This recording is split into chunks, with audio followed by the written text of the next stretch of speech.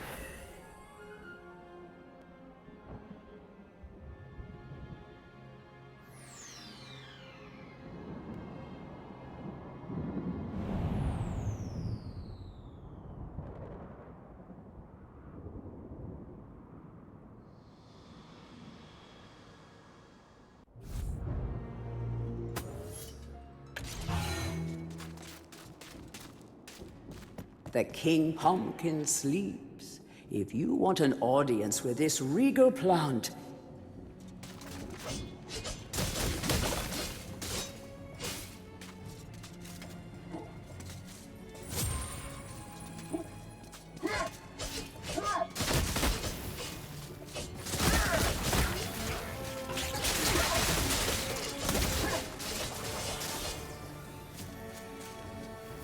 it is rumored that the Pumpkin Witch is in possession of a much sought-after dragon gem. If you have a witch talisman, you could summon this kindly witch.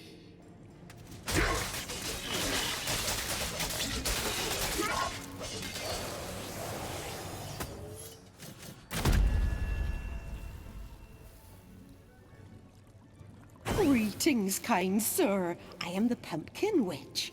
I'm like a mother to those pumpkins. I give them all the love and care a young fruit could ever ask for. From the moment they first push a shoot above the soil, right up until their heads are cut off and eaten. And look, see how they repay me, running around and causing mischief. That nasty old big pumpkin has a bad influence on the young seedlings. If you teach him a lesson in manners, I might give you a nice present.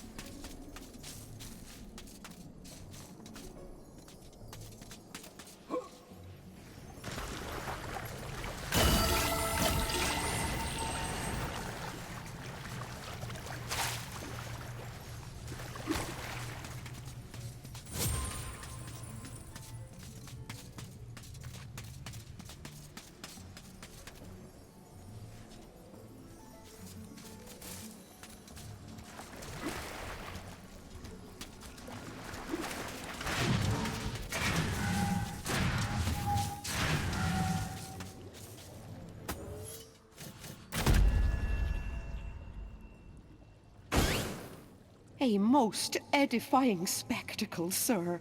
Man and vegetable in a magnificent duel to the death.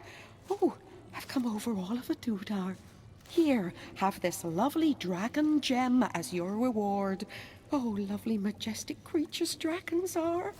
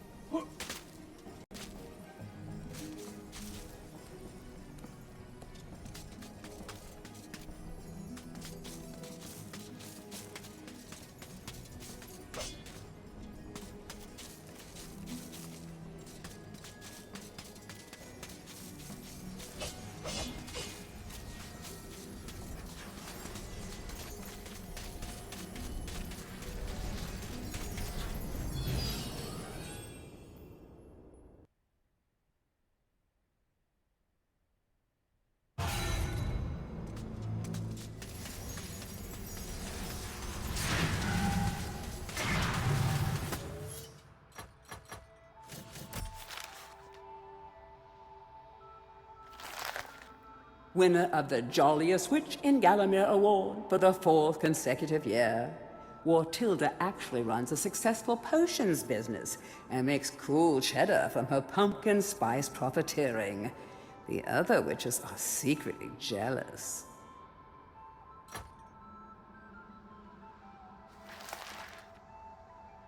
These once good-natured pumpkins fell victim to the Pumpkin King's toxic influence.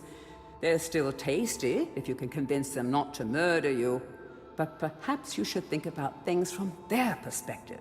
Well, how would you feel if someone wanted to scoop out your brains and carve a big, goofy smile across your face? Fresh off the vine, these baby boomers are in too much of a hurry to grow up. They can't wait to spread their pumpkin seed.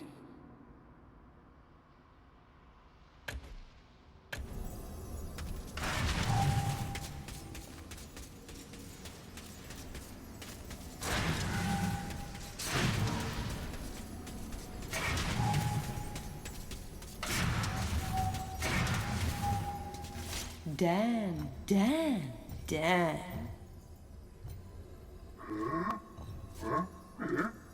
Don't be shy. I've seen you giving me the eye.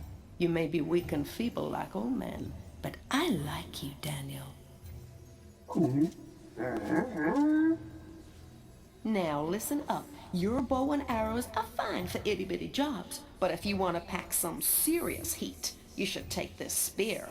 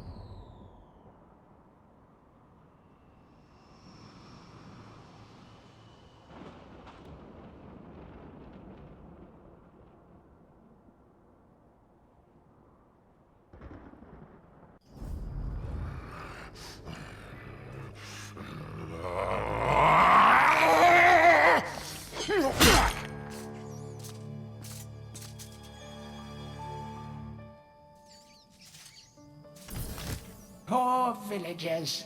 The master possesses them. It mustn't hurt them. Hurt guards, though. They seek out an object of great power.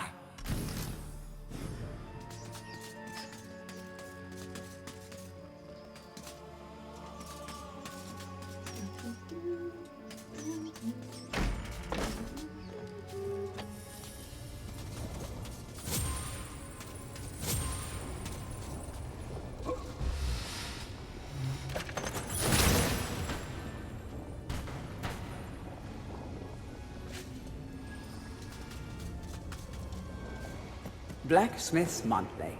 Old man Willie Green of Gallowstown was awarded Smithy of the Season by our readers. His outstanding casts have produced many intricate and hard-wearing iron goods and sculptures.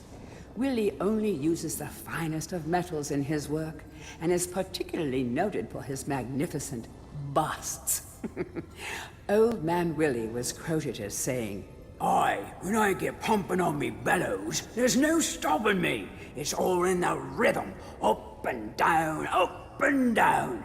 I've always been inspired by the stories of Stanya Ironhewer, the greatest smithy there ever was."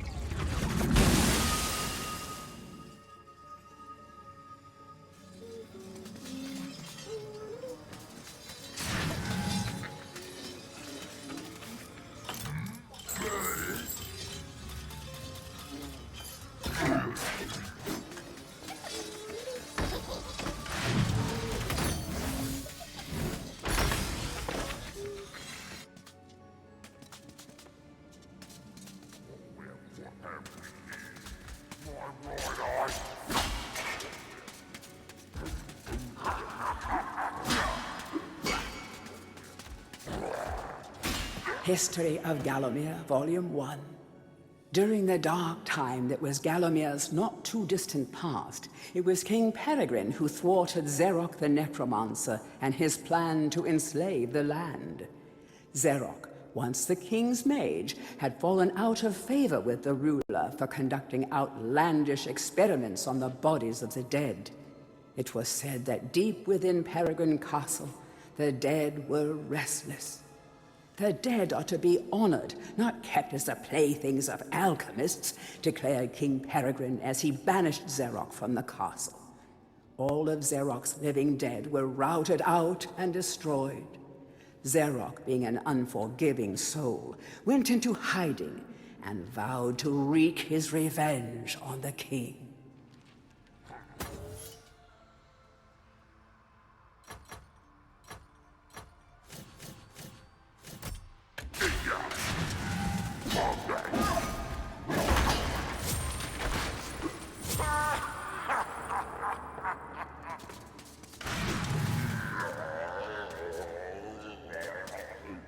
History of Gallowmere, Volume 2. Rumors of ill-doing and dark deeds abounded through the land of Gallowmere. It was whispered that Zarok had employed the aid of shadowy demons to help build a vast castle. Under the cover of night, Xeroc's dark army spilled forth from their corrupt haven. The army marched south across the Silver Mountains and through the Silver Woods. Soon afterwards, even the Pumpkin Lands belonged to Xeroc. The folk of Gallowstown cried out for help. "Save us, good King Peregrine." Retaliation was swift and violent. King Peregrine's forces, led by the brave Sir Fortesque, drove Xeroc's army back from Gallowstown. Oh, there was much rejoicing, but the war was not yet over. History of Gallowmere, Volume 3. News that Xeroc's army had now taken the floodlands caused much concern. From this vantage point, Xeroc could march west to take the enchanted forest. This sacred place would prove a bitter defeat if it fell into the hands of the evil sorcerer. It was Sir Dan Fortesque who once again led the king's militia to rid the demon host from the land. Yet the evil wizard was cunning and had prepared an ambush. Titanic battle ensued, of which history has never seen the like. It is said that the day would have gone to Xeroc, but for the skill and valor of one man. Fortesque led the charge deep into the massed ranks of the undead, felling Xeroc's bodyguard, the fearful Lord Coddoc, and before finally succumbing to his own mortal wounds, slew the traitorous sorcerer with a mighty sweep of his sword.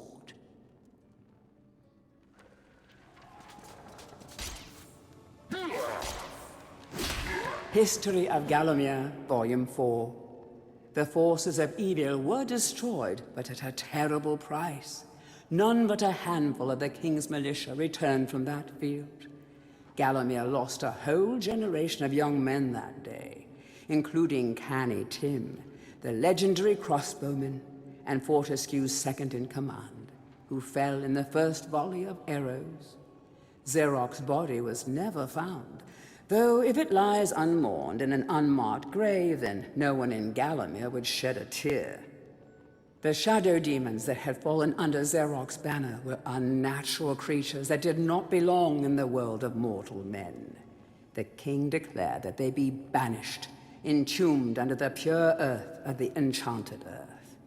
Imprisoned within an impregnable box of the king's design, the demons were buried deep underground. Their tomb was sealed with a magical device that has since come to be known as the Shadow Artifact. Heroes from History, a retrospective. Chapter 1. In addition to being the strongest man who ever lived, Stanier Ironhewer was unsurpassed in his skill as a blacksmith. He was equally happy pounding on his anvil at home as he was pounding on someone's head in battle. It was said that his only fear was the end of the village smithy as the focus of manufacture in favor of more centralized units. As if.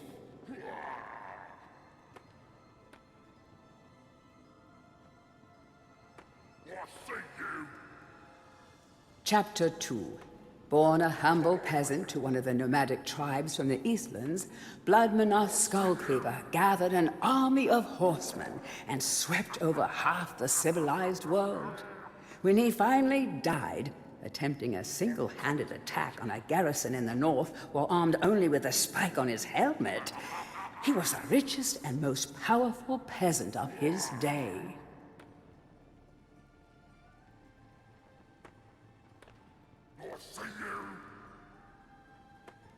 Chapter 3. Carl Sterngard spent most of his formative years under siege at his family castle. With his impregnable magic shield, Sterngard's motto was, "The best form of attack is defense." Sadly, his shield couldn't protect him against poor eating habits, and he died during a post-battle feast while swallowing a large sausage he had failed to chew.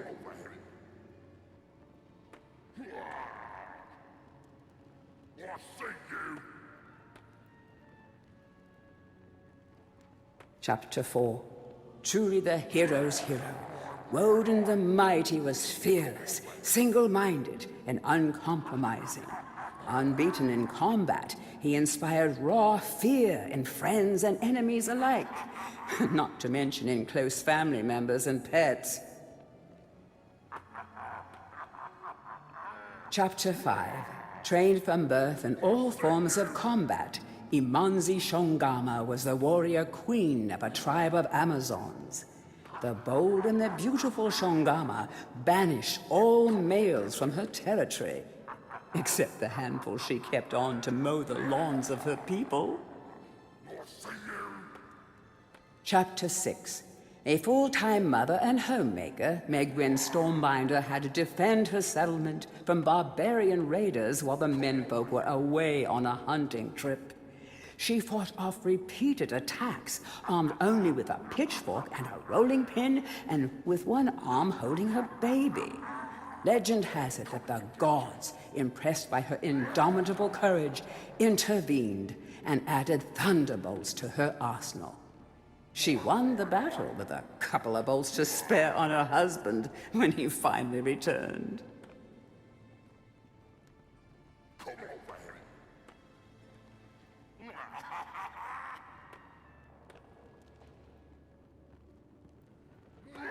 Chapter 7. Dirk Steadfast was a fearsome opponent thanks to his magic sword and a firmly held belief that only women defend themselves. Real men are always on the attack. He was a friend and contemporary of Carl Sterngard and was with him even to the end. It was whilst Steadfast was explaining his views on Sterngard's shield during a feast that the latter had his tragic and inexplicable accident.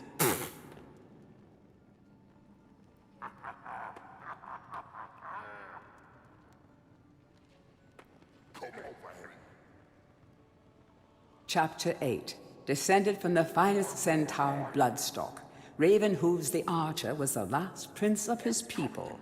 A proud and haughty aristocrat, he was an accomplished hunter, sportsman, duelist, playboy, raconteur, and 3 times Derby winner.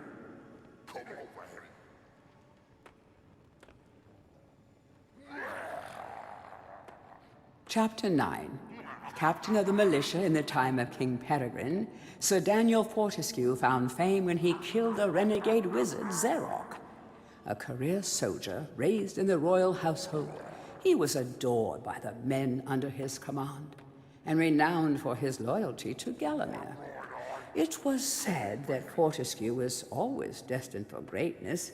With his square jaw, steely gaze, and thick shock of hair as black as raven's wings, he looked every inch the hero.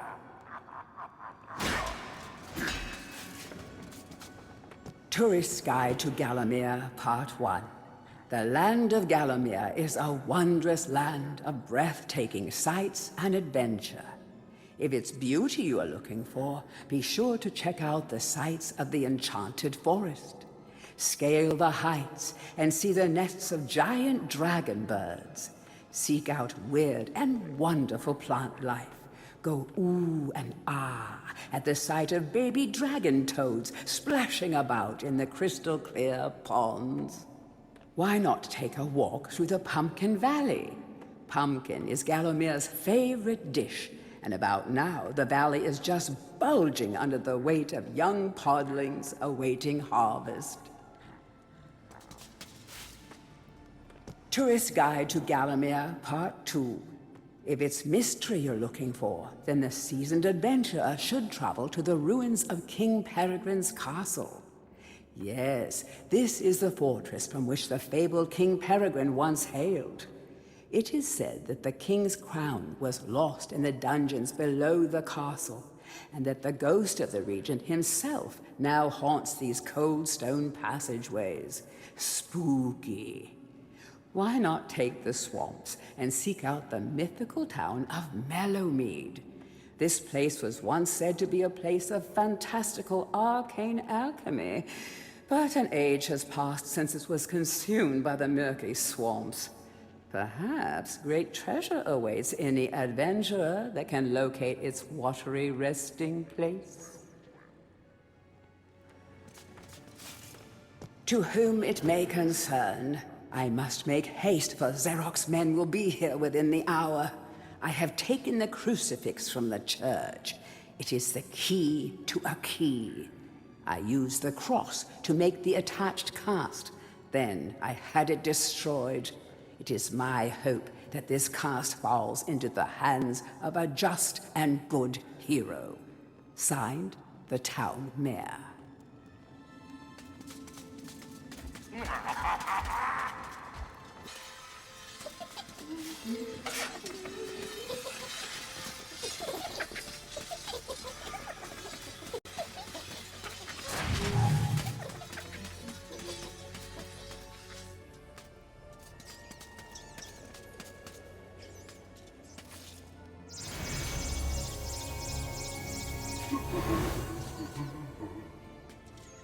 A crucifix once stood here, but the mayor took it.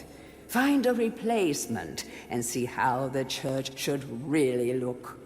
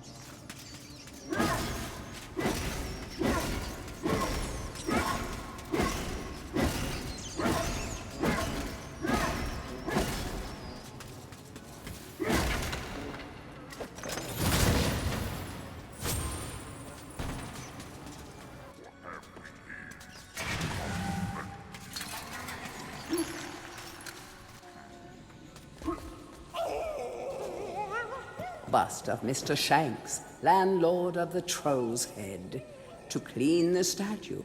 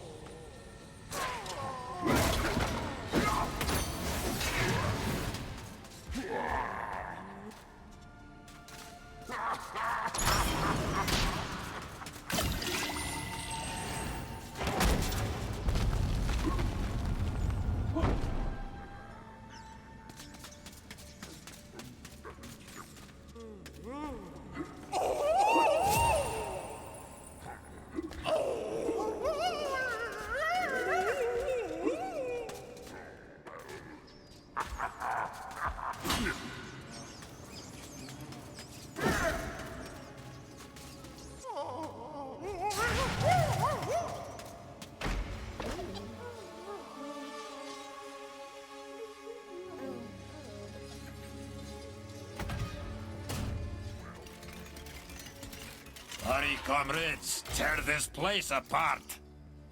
If we don't find the shadow artifact, Lord Zarek will have us mocking out the demons for the next millennium.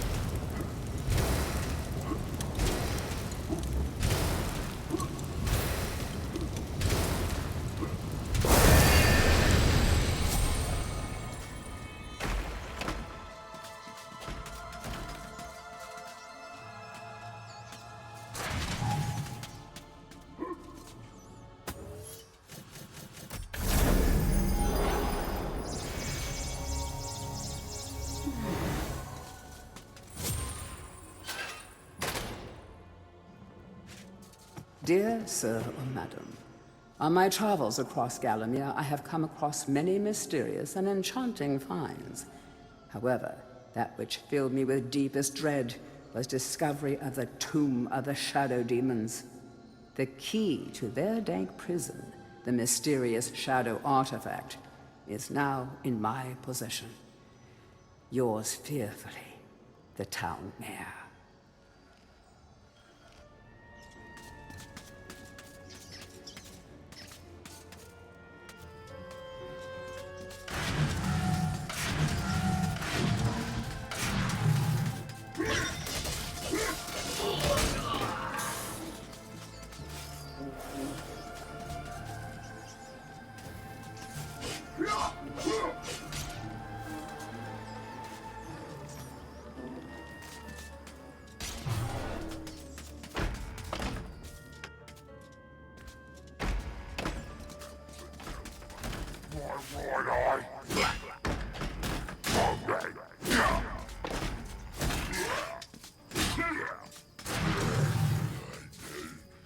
The rune key is held aloft by the flow of water from the...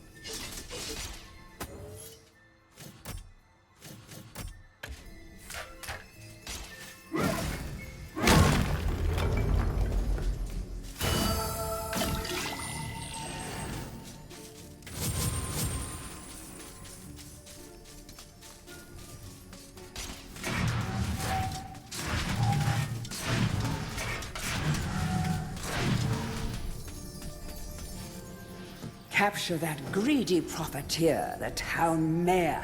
Take him to the asylum dungeons. Give the fat boy a good going over. Locate the shadow artifact. Bring me back something nice.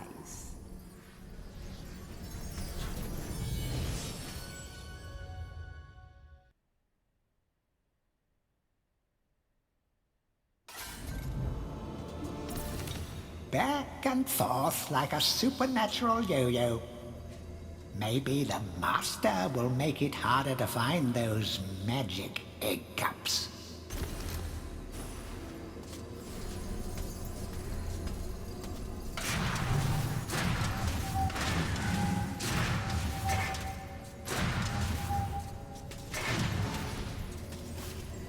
Ah, Herr Fortesque, you are back on the battlefield, yeah?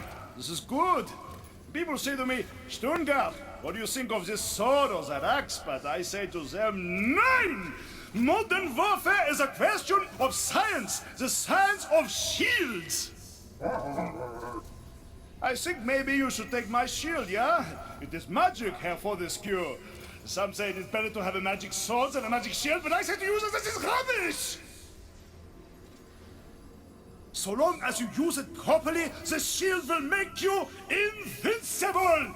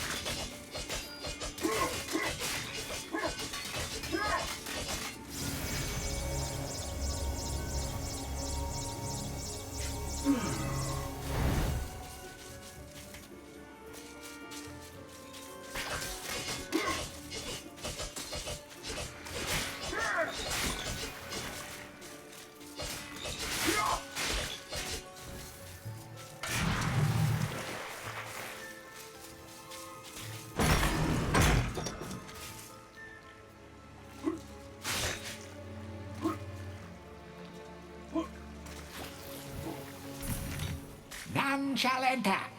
The shadow demon.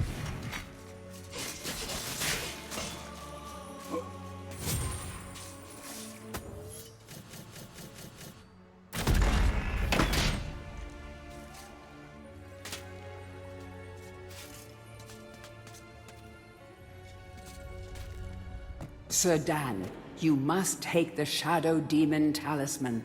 It is an unholy relic, but it may allow you to progress through Shadow Demon territory.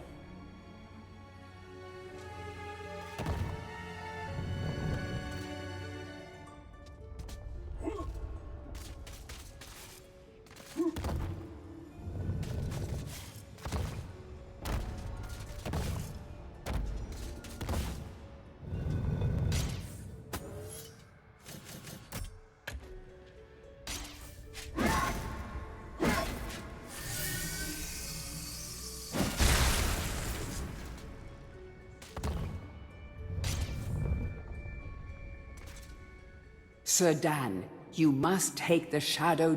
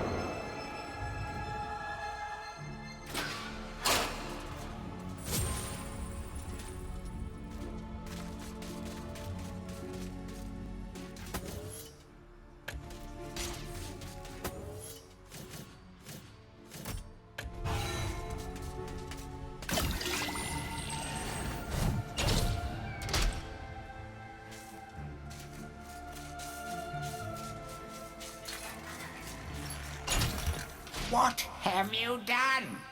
Once again, the shadow demons are wreaking havoc across the land, and it's all thanks to you.